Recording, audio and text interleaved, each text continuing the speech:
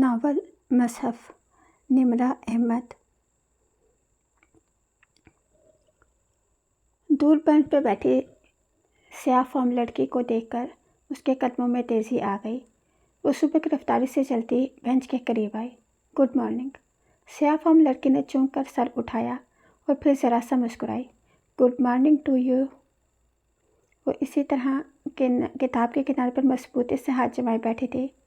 میں دراصل محمل متذبذب سی اس کے ساتھ بیٹھی۔ مجھے کل والے رویے پہ بہت شرمندگی ہے۔ میں کبھی بھی اتنی روڈ نہیں ہوئی تھی، اور جانے دو، مجھے برا نہیں لگا۔ نہیں، I am sorry, really sorry. میں کچھ پریشان تھی۔ میں نے تو تمہیں تمہاری ہر پریشانی کا حل بتایا تھا۔ تم خود ہی اسی طرف نہیں آنا چاہتی۔ نہیں، اس نے بے ساختہ نگاہیں چرائیں۔ مجھے اس کتاب سے کوئی دلچسپی نہیں ہے، مگر اس کتاب کو تم سے ہے۔ اس نے مجھ سے کہا ہے کہ میں اسے تمہارے حوالے کر دوں۔ وہ بری طرح چونکی تھی۔ پہلے گفتگو میں بھی اس نے اسی ہی کوئی بات بتائی تھی۔ یہ کتاب مجھے جانتی ہے؟ 100% جانتی ہے۔ تمہاری زندگی کی ساری کہانی اس میں لکھی ہے، گزرے واقعات اور آنے والے حالات۔ واقعی؟ وہ ششدر سی رہ گئی تھی۔ عجب بے چینی ہی بے چینی تھی۔ ہاں، اس میں سب کچھ لکھا ہے۔ تم نے میری زندگی کی کہانی پڑھی ہے؟ نہیں، میں نہیں پڑھ سکی۔ کیوں؟ کیا تم نے یہ کتاب پوری نہیں پڑھی؟ میں نے پوری کتاب پڑھ رکھی ہے، مگر مجھ پر میری زندگی کی کہانی کھلی ہے اور تم پر تمہاری زندگی کی کہانی کھلے گی۔ تم کیا کہہ رہی ہو؟ میرے کو سمجھ میں نہیں آ رہا۔ اب کہ وہ واقعی پریشان ہو گئی تھی۔ آ جائے گی، ہر بات کی سمجھ میں آ جائے گی، بس تھوڑا وقت لگے گا۔ وہ اسے دیکھ کر رہ گئی۔ وہ لڑکی کون تھی؟ کہاں سے آئی تھی؟ اور یہ کتاب کس نے اس کے لیے صدیوں قبل چھپوا کر چھوڑی تھی؟ کچھ سمجھ میں نہ آتا تھا۔ بس کا ہارن بجا تو وہ چونکی، اور پھر بغیر کچھ کہے تیزی سے اٹھ کر گاڑی کھڑی ہو گئی۔ سیاہ فام لڑکی مسکراتے ہوئے اسے بس پر سوار ہوتے دیکھ رہی تھی۔ فواد کو چائے کمرے میں دے آؤ، محمل۔ اور محمل، تم ٹرالی باہر لے آؤ۔ تائی مہتاب اپنی اصلی بے نیازی سے حکم صادر کر کے پلٹ گئی تو ٹرالی سیٹ کرتی محمل کسی خیال سے چونکی۔ فواد کی ٹرے الگ سیٹ کر دو محمل، میں اسے دے آؤں گی۔ تم ٹرالی باہر لے جاؤ۔ میں نہیں لے کے جا رہی یہ ٹرالی، تنگ آ گئی ہوں میں ان لوگوں کے سامنے۔ اچھا چپ کرو۔ مسرت بکھلا کر آگے بڑھی اور ٹرالی کا کنارہ تھام لیا۔ میں لے جاتی ہوں، تم فواد کو چائے دے آؤ۔ اور یہی تو وہ چاہتی تھی۔ شانے اچکا کر بظاہر لاپرواہی سے فواد کی ٹرے سیٹ کی اور پھر اسے اٹھا کر دھپ دھپ سیڑھیاں چڑھتی گئی۔ فواد بھائی، دروازے پر ہلکا سا نوک کیا۔ آ جاؤ۔ اس نے دروازے تک کھیلا تو وہ کھلتا چلا گیا۔ فواد بازو آنکھوں پر رکھے بیڈ پر نیم دراز تھا۔ فواد بھائی، آپ کی چائے؟ ہاں، رکھ دو۔ وہ کسل مندی سے اٹھا انداز سے تھکا تھکا لگ رہا تھا۔ کیا بات ہے فواد بھائی؟ آپ کچھ پریشان لگ رہے ہیں۔ میں نے ٹرے میز پر رکھی اور کپ اٹھا کر اس کے قریب آئی۔ ہاں، کچھ نہیں، آفس کا مسئلہ ہے۔ اس نے چائے کے لیے ہاتھ بڑھایا تو اسے کپ پکڑا کر محمل کی انگلیاں اس کے ہاتھ سے ذرا سی مس ہوئیں۔ اس نے فوراً ہاتھ کھینچ لیا تو وہ بے ساختہ مسکرا دیا، پھر چائے کا گھونٹ بھرا۔ چائے تو تم بہت اچھی بناتی ہو۔ اماں نے بنائی ہے۔ وہ جذب سی اس کے سامنے کھڑی تھی، اونچی بھوری پونی ٹیل والی وہ قد درازی قد محمل۔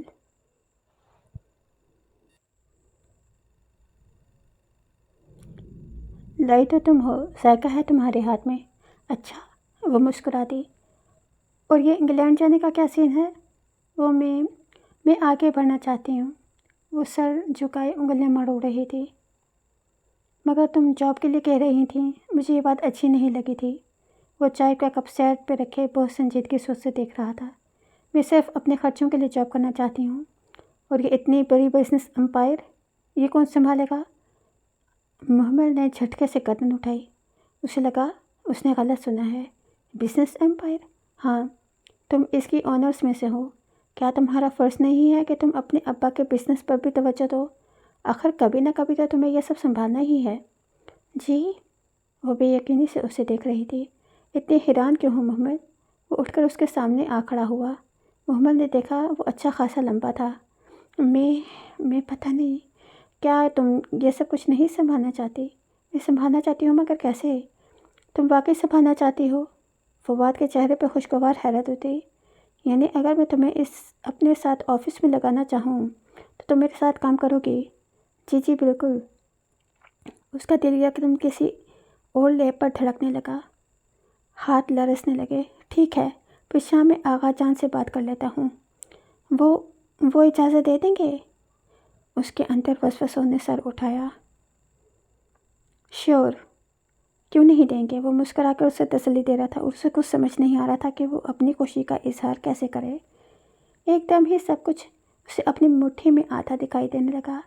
دولت نچھاور محبوب قدموں میں۔ اب اسے اس سیاہ فام لڑکی کی کتاب کی ہرگز ضرورت نہیں تھی۔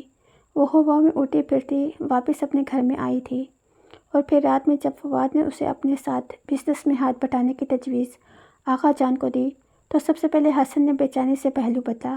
اس کی کیا ضرورت ہے فواد؟ محمل کو اپنی پڑھائی پر توجہ دینی چاہیے، وہ ناگوارگی سے بولا۔ محمل کو واضح برا لگا۔ شکر تھا خاندان کی عورتیں وہاں موجود نہیں تھیں، ورنہ تو طوفان ہی آ جاتا۔ تم بیچ میں مت بولو حسن، میں آغا جان سے بات کر رہا ہوں، اور میں تمہاری باتوں کا مطلب اچھی طرح سمجھتا ہوں۔ حسن نے کیتلی نگاہ محمل پر ڈالی۔ مجھے اچھی طرح پتہ ہے کہ یہاں تم کیا چکر چل رہا ہے۔ Shut up! فواد بھڑک اٹھا تو آغا جان نے دونوں کو ہی جھڑک دیا۔ Shut up you both! Hasan, تم جاؤ اپنے کمرے میں۔ اور فوراً اٹھ کر تیز چلتا وہاں سے نکل گیا۔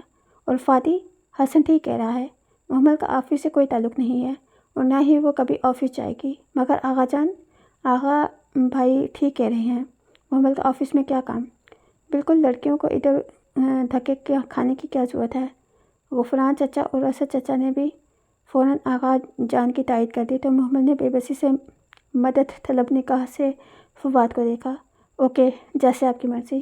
وہ شانے اچکائے اب جھک کر اپنے بوٹ کے تسمے بند کر رہا تھا۔ اس کا دل جیسے کسی گہری کھائی میں جا گرا۔ وہ تیزی سے بھاگتی ہوئی کچن میں آئی اور سنک پر جھک کر پھوٹ کر رونے لگی۔ اس کے آنسوؤں کے سارے خواب گرتے بہتے چلے جا رہے تھے۔ وہ اتنا روئی کہ ہچکی بن گئی تو بالآخر نل کھول کر منہ پر پانی ڈالنے لگی۔ اس نے سوچ لیا کہ آج وہ آخری دفعہ رو رہی ہے۔ وہ آج کے بعد ہرگز نہیں روئے گی، اور اس نے تو سیدھے طریقے سے سب کچھ واپس حاصل کرنے کا سوچا تھا، لیکن ان لوگوں کو سیدھا طریقہ راس نہیں آیا تھا۔ ٹھیک ہے، اب اگر اسے ان سے انتقام لینے کو جادو یا سفل علم کا سہارا لینا پڑا تو وہ ضرور لے گی۔ اسے اب صبح کا انتظار تھا۔ صبح اسے بس اسٹاپ پر جا کر اس سیاہ فام لڑکی سے کتاب لینی تھی۔ ویسے نہیں تو ایسے ہی صحیح، چہرے پر ٹھنڈا پانی ڈالتے ہوئے اس نے نفرت سے سوچا تھا۔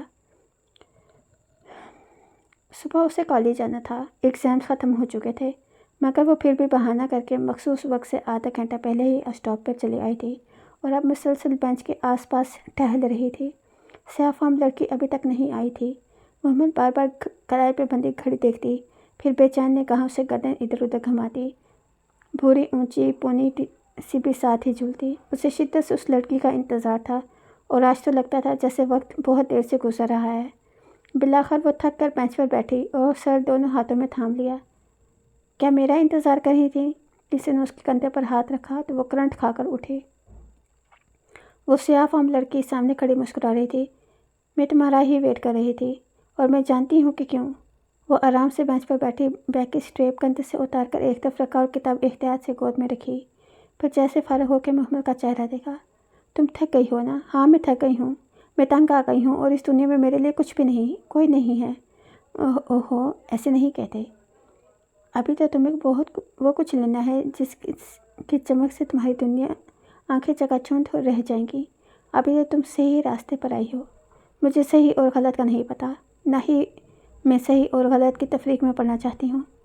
اس نے بے اختیار نگاہیں چرائی تھیں اپنے دل سے، اپنے اندر بیٹھتے گلٹ کے احساس سے۔ کوئی بات نہیں، شروع میں یہ کتاب مشکل لگے گی، جیسے کوئی عذاب ہو، قید ہو، مگر پھر تم اس کی عادی ہو جاؤ گی۔ وہ ویسے ہی مسکرا رہی تھی۔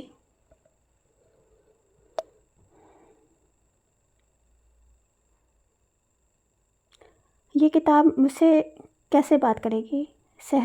محمل سحر زدہ سی اس کی گود میں رکھی کتاب کو دیکھ رہی تھی۔ روز اس کا ایک صفحہ پڑھنا، اگر مشکل لگے تو میں تمہیں کچھ ایسے لوگوں کا بتاؤں گی جو اس کتاب کا علم سکھاتے ہیں، بالکل خاموشی سے چپ چاپ اپنا کام کرتے ہیں۔ میں تمہیں ادھر لے جاؤں گی، وہ تمہیں اس کتاب کا زبان کا علم سکھائیں گے جس میں یہ کتاب لکھی ہوئی ہے، اور پھر جب تم روز اس کا ایک صفحہ پڑھنے کے قابل ہو جاؤ گی تو تم جانو گی کہ ہر صفحے پر تمہارے لیے یسٹرڈے کی رویداد ہے اور تمہیں ٹمارو کی طرف تدابیر بتا رہا ہے۔ اور اگر میں ایڈوانس میں ایک صفحہ آگے پڑھ لوں تو مجھے اپنے آنے والے کل کا علم ہو جائے گا، ہے نا؟ نہیں، تم ایک دن میں پوری کتابیں پڑھ لو تو وہ تمہارا یسٹرڈے کی رویداد دے رہی ہوگی، لیکن اگر وہی صفحہ تم اگلے دن پڑھو تو اس دن کے حساب سے تمہارے گزشتہ دن کی رویداد بن جائے گا۔ کیا مطلب؟ وہ الجھ سی گئی۔ یہ کیسے ہو سکتا ہے کہ ایک ہی صفحے کا ایک دن میں مطلب بدل جائے؟ اگر یہ نہ ہوتا تو کیا تم آج اس کتاب کی طرف یوں کھنچی چلی آتی؟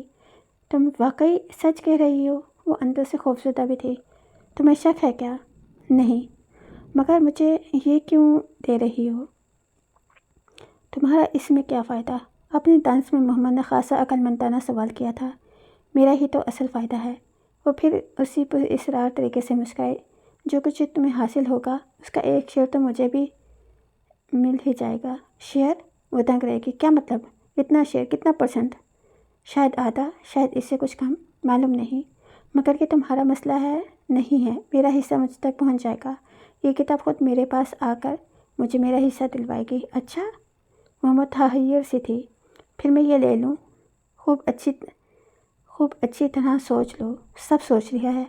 وہ تیزی سے وہ کتاب پر ہاتھ رکھا، مبادا وہ اسے واپس نہ لے جائے۔ پھر لے جاؤ، مگر یاد رکھنا یہ ایک بہت بڑا بوجھ ہے جو میں تمہیں دے رہی ہوں۔ اگر تم نے وہ جنہیں تم عملیات کہتی ہو کر لیے اور ویسے ہی کیا جیسے یہ کتاب تمہیں کہے تو سب کچھ تم بدل جائے گا۔ تم اس کتاب میں رہنے لگو گی اور اس سے باتیں کرنے لگو گی۔ اس کے علاوہ تمہیں کچھ نظر نہیں آئے گا۔ دیوانی ہو جاؤ گی، سحر زدہ مجنوں۔ اور پھر اگر تم نے اسے چھوڑنا چاہا تو تم تباہ ہو جاؤ گی۔ جو ملا تھا وہ بھی جائے گا اور جو پہلے سے تھا وہ بھی عذاب بن جائے گا۔ جاؤ، اسے لے جاؤ۔ اس نے سیاہ جلد والی بھاری کتاب اٹھا کر اس کی طرف بڑھائی، اور جب محمد ابراہیم نے اسے تھامنا چاہا تو اس کے ہاتھ لرز رہے تھے۔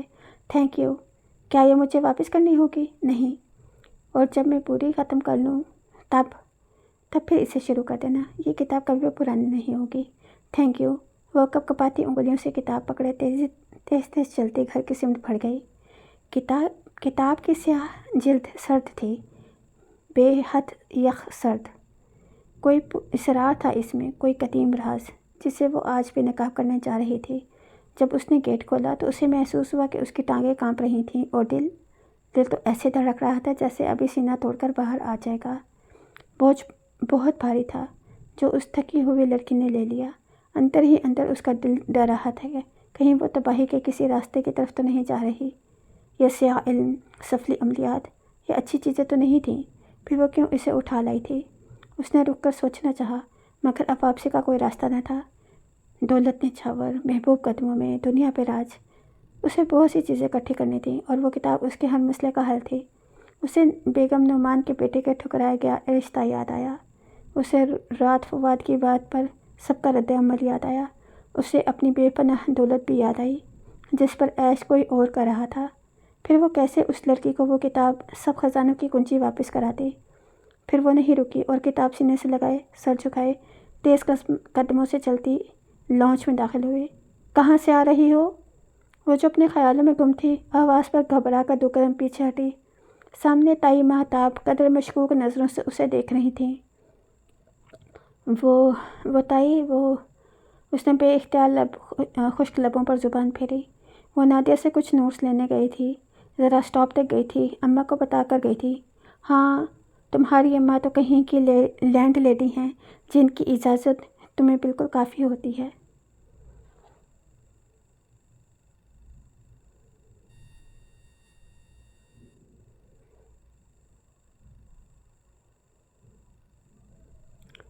وہ تائی، چچا اسد اسد چچا کو بھی بتایا تھا۔ پہلی دفعہ وہ تائی کے سامنے یوں ہلکا رہی تھی۔ اچھا جاؤ سر نہ کھاؤ۔ تائی بیزاری سے ہاتھ جھلا کر آگے بڑھ گئیں۔ وہ کمرے کی طرف لپکی اور جلدی سے الماری کھول کر ایک خانے میں سارے کپڑوں کے نیچے وہ دبی سیاہ کتاب چھپا دی۔ پھر الماری احتیاط سے بند کی۔ ادھر ادھر دیکھا، سچ شکر کہ کسی نے نہیں دیکھا تھا۔ محمل، باہر اماں نے آپ پکارا تو وہ جلدی سے چہرے پر آیا پسینہ پوچھتی باہر آئی۔ جی؟ مسرت جو کچن میں سارے کام کر کے ناشتہ بنانے میں مصروف تھی، پین میں انڈا پلٹتے ہوئے مڑ کر اسے دیکھا۔ تو تم کالج گئی تھی؟ اتنی جلدی آ گئی؟ جی بس۔ خیریت؟ اوہو، آج سب کو میری کیوں اتنی فکر پڑ گئی ہے؟ نادیہ سے نوٹس لینے گئی تھی، مل گئے تو آ گئی؟ وہ خواہ ہی چڑھ گئی، پھر ادھر ادھر برتنوں میں ہاتھ مارتی بظاہر کچھ تلاش کرنے لگی۔ میں تو ایسے ہی پوچھ رہی تھی۔ اچھا ناشتہ کر لو۔ نہیں بھوک نہیں ہے۔ وہ بس منظر سے ہٹنا چاہتی تھی، سو اتنا کہہ کے باہر لاؤنج میں آ گئی۔ ذہن ابھی تک الماری میں کپڑوں کے پیچھے چھپی کتاب میں اٹکا ہوا تھا۔ پھر گھر کے کام کاج، صفائی اور اس کے بعد مسرت کے ساتھ مشین لگائی وہ میکانیکی انداز میں خاموشی سے کام کرتی رہی۔ مسلسل اس کا دل پلٹ پلٹ کر اس کتاب کی طرف جاتا تھا۔ وہ چند بار اندر آئی اور الماری کھول کے کپڑوں کے پیچھے ہاتھ تھپ تھپا کر دیکھا۔ وہ سیاہ کتاب وہیں رکھی تھی۔ پھر سارا دن وہ موقع ڈھونڈتی رہی کہ اسے جا کر پڑھے، کچھ تو پتہ چلے، کوئی راہ نکلے، مگر کاموں کا بوجھ اور کچھ فطری سا خوف تھا کہ وہ اس کتاب کو نکالنے کی ہمت نہ کر سکی۔ رات کھانے کے بعد اس نے جب سب کو ڈائننگ ہال میں سویٹ ڈش میں مصروف پایا تو بالآخر وہ بھاری کتاب نکالی اور اپنے سینے سے لگائے دبے پاؤں سیڑھیاں چڑھتی اوپر چڑھ گئی۔ ڈائننگ ہال میں براستہ لاؤنج کچن کی طرف جاتی مہتاب تائی نے چونک کر اسے آخری سیڑھی پھلانگتے ہوئے دیکھ لیا۔ یہ محمل کیا کرتی پھر رہی ہے آج؟ انہوں نے پیچھے سے آئی نائمہ چچی کو روک کر سرگوشی میں پوچھا۔ ابھی کوئی کتاب پکڑے اوپر گئی ہے۔ اچھا؟ وہ متجسس سے تائی کے قریب آئیں۔ پڑھائی تو اب ختم ہے، اور چھت پر تو کبھی بھی نہیں پڑھنے گئی۔ ضرور دال میں کچھ کالا ہے۔ اور ان کی سرگوشیوں سے بے خبر وہ باہر ٹیرس پر نکل آئی، آہستہ سے دروازہ بند کیا اور ریلنگ کے ساتھ نیچے زمین پر بیٹھ گئی۔ کتاب گھٹنوں پر رکھی اور کتنی ہی دیر اسے دیکھتی رہی۔ محرومیوں، نارسائیوں اور دکھوں کے اس کئی برس پرانے کرب کی اب جیسے انتہا ہو چکی تھی۔ اب اس سے مزید برداشت نہیں ہوتا تھا۔ غلط ہو یا صحیح، وہ زندگی سے اپنا حصہ ضرور وصول کرے گی۔ ایک ٹھوس اور قطعی فیصلہ کر کے محمد ابراہیم نے کتاب کی سیاہ جلد پر ہاتھ رکھا۔ وہ بے حد سرد تھی، ٹھنڈی اور پرسکون۔ وہ جلد پلٹنے ہی لگی تھی کہ ایک دم سے ٹیرس کا دروازہ دھاڑ سے کھلا۔ اس نے گھبرا کر سر اٹھایا تو ایک لمحے کو زمین اور آسمان اس کی نگاہوں کے سامنے گھومنے لگے۔ آقا جان، دونوں چچا، تائی مہتاب، نائمہ چچی اور لڑکیاں اور مسرت بھی، سب ایک ساتھ باہر آئے تھے۔ یہ کیا ہو رہا ہے یہاں؟ آقا جان غصے سے گرائے۔ محمل، کیا کر رہی ہو ادھر؟ وہ ہکا بکا منہ کھولے انہیں دیکھتی رہ گئی۔ ادھر کیا بیٹھی ہو؟ سامنے آؤ، تائی مہتاب چمک کر بولیں، اور اس کی تو جیسے ٹانگوں میں جان نہ رہی تھی۔ بمشکل اٹھی اور 2 قدم آگے بڑھی۔ کتاب اس طرح دونوں ہاتھوں میں پکڑی تھی جیسے وہ پورا جسم لرز رہا تھا۔ وہ آقا جان، میں پوچھ رہا ہوں اتنی رات کو ادھر کیا کر رہی ہو؟ میں پڑھ رہی لفظ ہونٹوں پر ہی خوش دم توڑ گئے۔ اس کی ٹانگیں کانپنے لگی تھیں۔ کیا پڑھے ہوئے ہو؟ ادھر دکھاؤ۔ آقا جان کے لہجے کی سختی کم نہیں ہوئی تھی۔ انہوں نے کتاب لینے کو ہاتھ بڑھایا تو وہ بدک کر پیچھے ہٹی۔ کچھ نہیں۔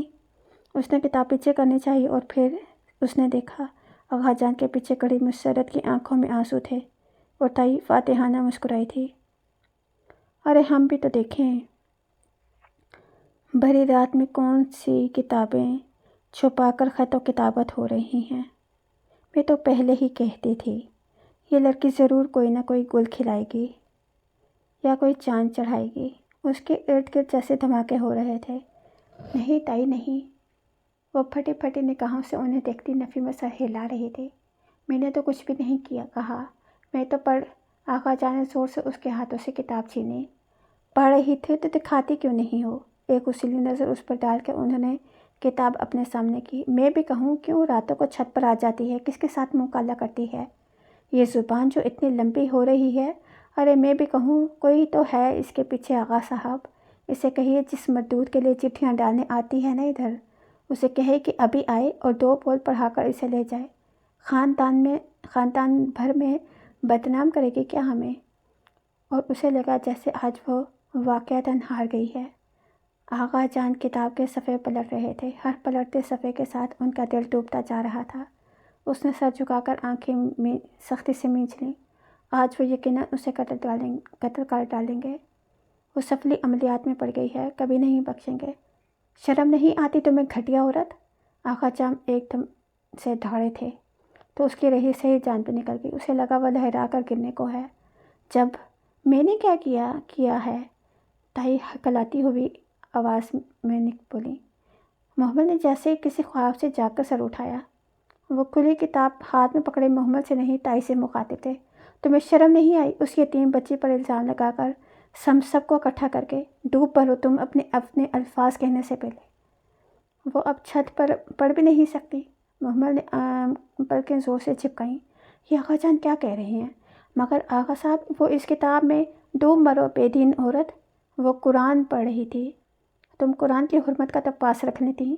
انہوں نے سیاہ کتاب بند کی، اسے چوما، اسے آنکھوں سے لگایا اور محمل کی طرف بڑھا دیا۔ بیٹا نیچے پڑھ لیتی تو سب پریشان نہ ہوتے۔ یہ لو۔ وہ اسے کتاب تھما کر ایک کٹیلی نگاہ ان عورتوں پر ڈال کر واپس ہو لیے۔ آغا جان کبھی کبھار انہیں یوں ہی سب کے سامنے بے دھڑک جھڑک دیا کرتے تھے، خصوصاً جب وہ اپنے رشتہ داروں پر بے دریغ پیسے لوٹاتی تھیں، اور نہیں تو کیا۔ آہستہ آہستہ سب نادم ہو کر پلٹ گئے اور وہ اسی طرح ساکت سی کتاب ہاتھ میں لیے کھڑی تھی۔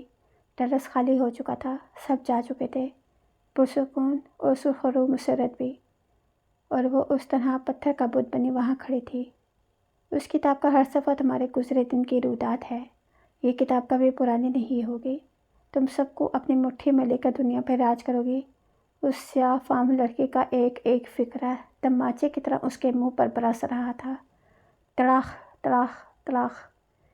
اسے لگا وہ کبھی اپنی جگہ سے ہل نہیں سکے گی، یوں ہی صدیوں اس اندھیرے ٹیرس پر کھڑی رہے گی۔ دھوکہ، مذاق، فریب، تمسخر، قرآن کی بے حرمتی۔ اس سیاہ فام لڑکی نے کیا نہیں کیا تھا؟ اتنا بڑا مذاق، ایک پریشان حال لڑکی کو سبز خواب دکھا کر اسے اسی کی مقدس کتاب پکڑا دی۔ یہ ہوا کیا تھا اس کے ساتھ؟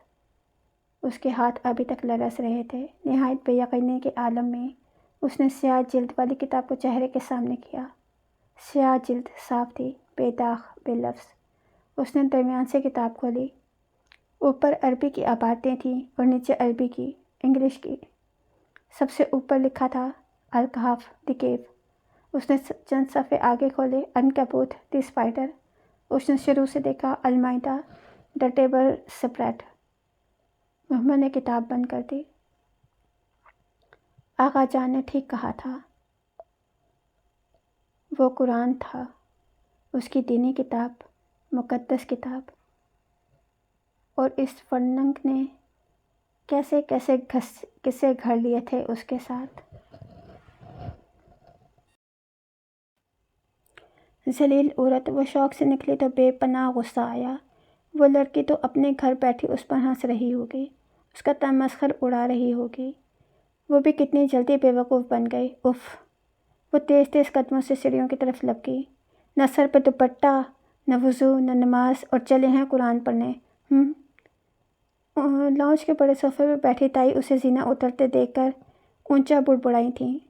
بڑے عرصے بعد آغا جان نے انہیں سب کے سامنے بے عزت کیا تھا، اور وہ بھی صرف اور صرف محمل کی وجہ سے۔ کوئی بھی جواب دیے بغیر سر جھکائے تیزی سے وہ اپنے کمرے کی طرف بڑھ گئی۔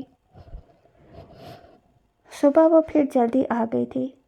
سیاہ فام لڑکی آج بہت پہلے اس سے بھی پہلے بینچ پر بیٹھی تھی۔ اسے دیکھ کر محمل کے قدم تیز ہو گئے۔ قدموں کے چاپ پہ ہی اس نے سر اٹھایا۔ محمل نے دیکھا، اسے دیکھ کر اس کی سیاہ آنکھوں میں امید کے دیے جل اٹھے تھے۔ سڑک خالی تھی اور نارنجی سورج طلوع ہو رہا تھا۔ محمل اس کے بالکل سامنے آ کر کھڑی ہو گئی۔ سورج کی نارنجی شعاعیں اس کے پیچھے چھپ گئیں۔ تمہیں شرم تو نہیں آئی ہوگی میرے ساتھ اس طرح کا بےہودہ مذاق کرتے ہوئے؟ سیاہ فام لڑکی کی نگاہیں اس کے ہاتھ میں پکڑی کتاب پر جھکیں۔ ایک دم ہی اس کی آنکھوں کی جوت بجھ گئی۔ مصحف واپس کرنے آئی ہو؟ مصحف؟ اکھڑی اکھڑی سے محمل نے ابرو اٹھائی۔ ہم عرب ورڈ میں قرآن کو مصحف کہتے ہیں۔ تم نے مجھے کیا قصے کہانیاں سنا کر قرآن تھما دیا؟ یہ کوئی مزاح کی کتاب تو نہیں تھی، یہ تو قرآن تھا۔ قرآن تھا نہیں، قرآن ہوتا ہے۔ وہ اداسی سے مسکرائی تو محمل نے شانے اچکائے۔ بہرحال تمہیں یہ پریکٹیکل چوک کر کے مجھے شرمندہ کرنے پر شرم آنی چاہیے۔ میں تو کیا سوچ رہی تھی، اور تم نے مجھے ایک مقدس کتاب تھما دی۔ تو تم کسی غیر مقدس چیز کی توقع کر رہی تھی کیا؟ جی نہیں، وہ تلملائی۔ پھر قرآن اس کی گود میں رکھا۔ یہ میرے پاس پہلے سے ہے اور مجھے اس کی ضرورت نہیں ہے۔ بیٹھ کر بات کر لو، میں ٹھیک ہوں۔ وہ اسی طرح سینے پر ہاتھ باندھے اکھڑی اکھڑی سی کھڑی رہی۔ اچھا، اس نے نرمی سے مصحف کی سیاہ جلد پر ہاتھ پھیرا۔ تو تم نے یہ پڑھ رکھا ہے؟ اس کی آواز میں صبح کی ساری اداسی سمو گئی تھی۔ ہاں، اور بچپن میں ہی پڑھ لیا تھا۔ اللہ کا شکر ہے کہ ہم شروع سے ہی مسلمان ہیں، وہ عادتاً جتا کر بولی۔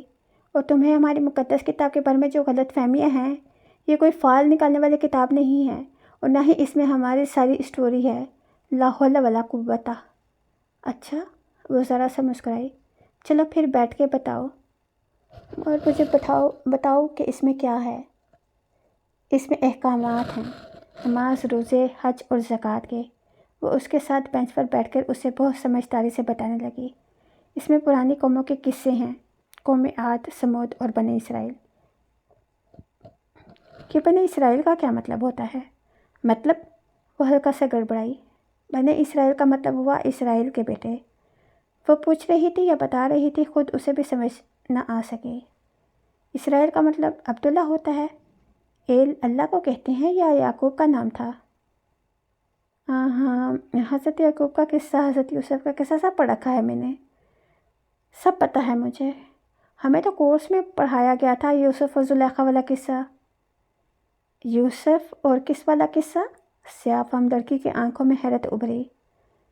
یوسف اور زلیخا والا قصہ۔ عزیز مصر کی بیوی کا نام زلیخا تھا، کیا نہیں تھا؟ وہ کنفیوز سے ہو گئی۔ کوئی دلیل ہے تمہارے پاس، کوئی حجت؟ دلیل؟ حجت؟ یہ ٹکر ٹکر اس کا چہرہ دیکھنے لگی۔ ہمارے کورس کی گائیڈ بک میں لکھا تھا۔ کورس کی گائیڈ بک انسان کی بات ہے، اور انسان کی بات میں دلیل نہیں ہوتی۔ دلیل صرف قرآن یا حدیث سے پیش کی جاتی ہے، کیونکہ دونوں نازل خداوندی ہوتی ہیں۔ قرآن اور حدیث میں کہیں بھی نہیں بتایا گیا کہ اس عورت کا نام زلیخا تھا۔ اس کا لہجہ نرم تھا۔ مصر کس عورت سے غلطی ہو گئی تھی، ایک جرم سرزد ہو گیا تھا، مگر اللہ تعالیٰ نے اس کا جرم چھپا لیا اور اس چیز کا پردہ رکھ دیا، اور اللہ جس چیز کا پردہ رکھے وہ کبھی کھل نہیں سکتا۔ مگر ہم نے یوسف اور زلیخا کے قصے ہر مسجد و منبر پر جا کر سنائے۔ ہم کیسے لوگ ہیں؟ تو اس کا نام زلیخا نہیں تھا؟ وہ ساری خفگی بھلا کر حیرت سے پوچھ رہی تھی۔ اس عورت کا نام ایک راز ہے، اور میرا اور تمہارا رب وہ راز نہیں کھولنا چاہتا، سو یہ ہمیشہ راز ہی رہے گا۔ اچھا، اس نے شانے اچکائے۔ پہلی دفعہ اسے اپنی علمی کمتری کا خفیف سا احساس ہوا تھا، مگر یہ ماننا اس کی انا کی شکست تھی۔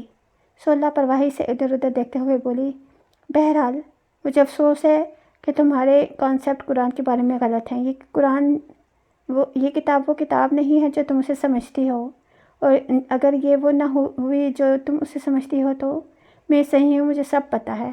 تمہیں جو کوئی اس نور کی طرف بلائے گا تو تم اسے یہی کہو گی، مگر تم نے تو نہیں بتایا تھا کہ یہ قرآن ہے۔ تم نے تو کچھ اور ہی قصے سنائے تھے، آخر کیوں؟ اگر میں تمہیں تبلیغ کرتی تو تم اکتا کر مجھ سے دور بھاگ جاتی۔ اب بھی تو یہی ہوا ہوگا، ابھی بھی تو یہی ہوا ہے۔ وہ جتا کر بولی تو سیاہ فام لڑکی مسکرا کر سر جھٹکا۔ لیکن اب تمہاری حجت تمام ہو چکی ہے، آگے تمہاری مرضی۔ ایک سیاہ مرسیڈیز سے ان کے سامنے سے گزری، تھوڑی دور جا کر رکی اور اس کے ٹائر چرچراتے ہوئے رکے۔ وہ تیزی سے ریورس ہوئی۔ محمد نے چونک کر دیکھا، ڈرائیونگ سیٹ پر فواد تھا۔ وہ حیران سے کھڑی، وہ اسے اپنی طرف آنے کا اشارہ کر رہا تھا، ساتھ ہی اس نے ہاتھ بڑھا کر فرنٹ سیٹ کا دروازہ کھولا۔ وہ جیسے کھل کر مسکرائی اور بینچ پر رکھا بیگ کندھے پر ڈالا۔ سیاہ فام لڑکی نے اس کی نگاہوں کے تعاقب میں دیکھا اور پھر محمل کی مسکراہٹ کو۔ تمہارے پاس 2 راستے کا انتخاب تھا، مصحف یا دل۔ تم نے اپنا انتخاب کر لیا، مگر مجھے ساری زندگی افسوس رہے گا کہ میں تمہیں مصحف کی طرف نہ بلا سکی۔ اب تمہیں جو بھی لے آئے میرا اس میں حصہ نہ ہوگا، لیکن میں ہمیشہ تمہارے لیے دعا کروں گی۔ سیاہ جلد والی مصحف کو سینے سے لگائے وہ اپنا بیگ کاندھے پر ڈال کر اداس سیاہ فام لڑکی اٹھی اور خالی سڑک پر ایک طرف کو چل دی۔ محمل نے دیکھا وہ لنگڑا رہی تھی۔ وہ سر جھٹک کر گاڑی کی طرف بڑھ گئی۔ جی فواد بھائی، اس نے فرنٹ سیٹ کے کھلے شیشے پر جھک کر پوچھا۔ آؤ بیٹھو۔ مگر وہ متذبذب سی ہوئی۔ گھر تو کالج کا کہہ کر آئی تھی، کالج کیوں جانا ہے؟ ایسے ہی فرینڈ گیٹ ٹوگیدر کر رہی ہیں، پھر کبھی چلی جانا، ابھی بیٹھو۔ وہ حکم دے کر جیسے ہی کچھ اور سننے کے موڈ میں نہ تھا۔ وہ مسکراہٹ دبائے اندر بیٹھی اور دروازہ بند کر دیا۔ ونڈو اسکرین کے اس پار وہ لنگڑاتی سیاہ فام لڑکی دور جاتی ہوئی نظر آ رہی تھی۔ محمل کو نہیں علم تھا کہ وہ اسے اس اداس صبح میں آخری بار دیکھ رہی ہے۔ اس کا نام کیا تھا، وہ کدھر سے آئی تھی، وہ کچھ نہیں جانتی تھی، مگر اس لمحے سے جاتے دیکھ کر اسے احساس ہوا کہ وہ لڑکی بس اسٹاپ پہ اسے بس پکڑنے نہیں آتی تھی، بلکہ وہ تو شاید صرف اس لیے آتی تھی کہ شاید اس کے بس پکڑنے لینے کے بعد جو ہی چلی جاتی تھی۔ کہاں جا رہے ہیں ہم فواد بھائی؟ فواد نے گاڑی آگے بڑھائی تو وہ پوچھ بیٹھی۔ تم مجھے بھائی کہنا چھوڑ نہیں سکتی؟ وہ کیوں؟ دھڑکن بے ترتیب ہوئی، مگر بظاہر سادگی سے بولی تھی۔ ایسے ہی۔ پر ہم کہاں جا رہے ہیں؟ آفس، بتایا تھا۔ اسٹیئرنگ پر ہاتھ رکھے ذرا سا چہرہ اس کی طرف موڑا اور مسکرایا۔ آفس؟ اب کہ وہ واقعتاً حیران رہ گئی۔ مگر آغا جان نے تو منع کیا تھا۔ ان سے تو میں نے رسماً پوچھا تھا، وہ لاپرواہ تھا، اور حسن بھائی سے بھی۔ جہنم میں گیا حسن، تم آفس جانا چاہتی ہو یا نہیں؟ جانا چاہتی ہوں، اس کے بگڑنے پر وہ جلدی سے بولی۔ وہ کھل کر مسکرا دیا۔ ایسے ہی زندگی گزارو تو خوشی ہوگی، ورنہ لوگ تمہیں ہضم کر جائیں گے۔ زندگی سے اپنا حصہ وصول کرنا سیکھو۔ لڑکی وہ بہت موڈ میں ڈرائیو کر رہا تھا اور یک ٹک اسے دیکھے جا رہی تھی۔ اسے تو کچھ بھی نہیں کرنا پڑا تھا اور قسمت اس پر مہربان ہو گئی تھی۔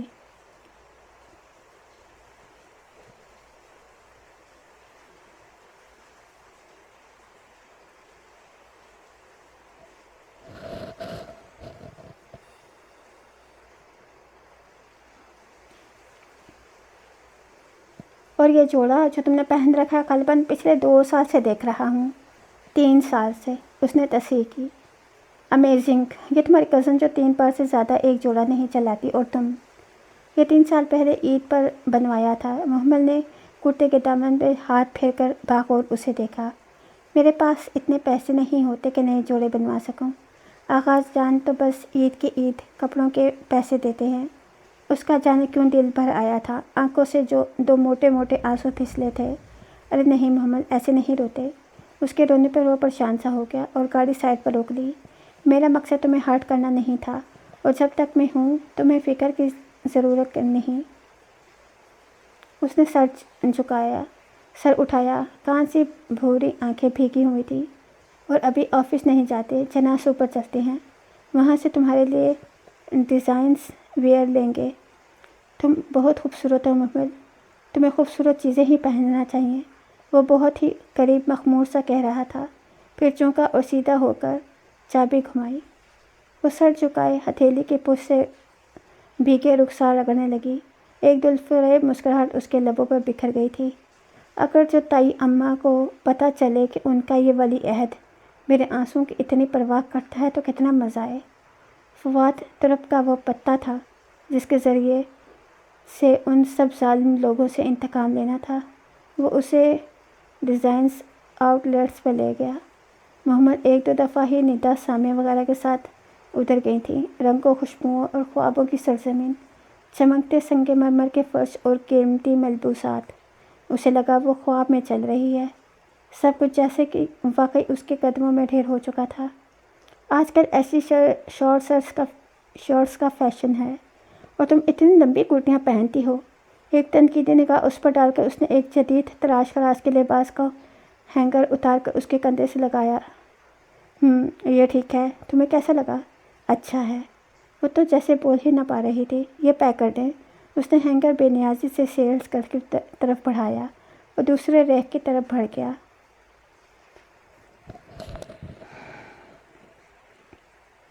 سترہ کی منگنی کے لیے بھی کوئی اچھا سا جوڑا لے لینا ہوگا، ہے نا؟ سترہ باجی کی منگنی؟ وہ چونکی۔ ہاں، اس کا رشتہ طے ہو گیا ہے اور نیکسٹ سنڈے اس کی منگنی ہے۔ تمہیں نہیں پتہ؟ وہ فارملز کے ریک سے کپڑے الٹ پلٹ کر دیکھ رہا تھا۔ نہیں، وہ گھر میں غائب دماغ رہتی تھی یا تائی اماں لوگوں سے خبر چھپا رکھی تھی؟ وہ فیصلہ نہ کر سکی۔ یہ منگنی کے فنکشن کے لیے لے لو، اچھا ہے نا؟ اس نے ایک نارمل سا جوڑا نکال کر اسے دکھایا۔ محمل اس کے قریب چلی آئی۔